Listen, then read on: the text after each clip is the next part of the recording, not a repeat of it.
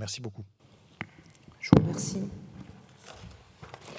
Question de Madame Anne Bruniera, Madame la ministre déléguée chargée des personnes âgées et des personnes handicapées. La parole est à Madame Anne Bruniera. Merci Madame la Présidente. Je souhaitais interroger Madame la Ministre sur l'ouverture de nouvelles places en instituts médico-éducatifs. Dans ma circonscription, des parents me confient régulièrement leurs grandes difficultés pour scolariser leur enfant en situation de handicap. Les handicaps sont bien sûr parfois lourds et l'inclusion dans des établissements classiques n'est pas toujours la meilleure option pour le bien de l'enfant.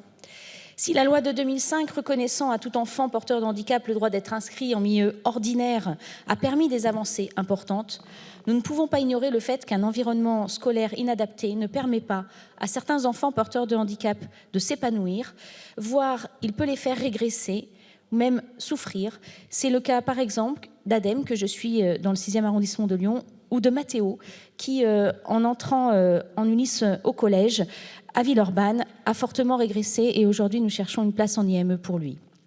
Alors, la mise en œuvre du plan de création des 50 000 solutions permettra d'accompagner les choix de vie des enfants et adultes en situation de handicap. Il doit se dérouler de 2024 à 2023 et commencera par un diagnostic territorial.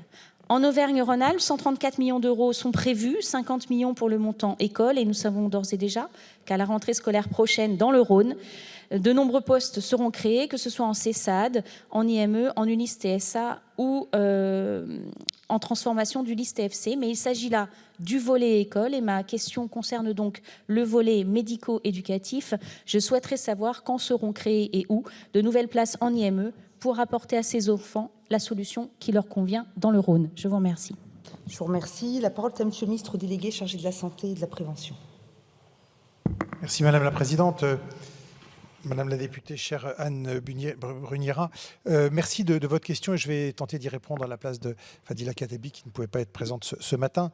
L'accompagnement des enfants en situation de handicap et de leur scolarisation sont une des préoccupations majeures du gouvernement. Vous le savez, vous participez à tous ces travaux. Depuis 2017, nous agissons avec le ministère de l'Éducation nationale et de la jeunesse pour l'école pour tous et au-delà pour proposer à chaque enfant des parcours fluides de la maternelle à l'université. Cette ambition a été réaffirmée par le président de la République lors de la conférence nationale du handicap qui s'est tenue le 26 avril dernier. Il est tout d'abord prévu de fortement renforcer l'accessibilité de l'école avec le projet de création de pôles d'appui à la scolarité. Ils permettront de mobiliser des ressources de l'éducation nationale et des ressources du médico-social pour une intervention de premier niveau. 400 millions d'euros seront ainsi mobilisés dans les prochaines années à cet effet.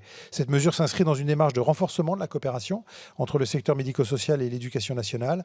En effet, nous le savons et nous le vivons dans nos territoires, le décloisonnement est l'une des clés de réussite de notre action. Il ne s'agit pas de proposer une superposition de réponses, mais bien une réponse coordonnée et globale auprès de l'enfant et de sa famille.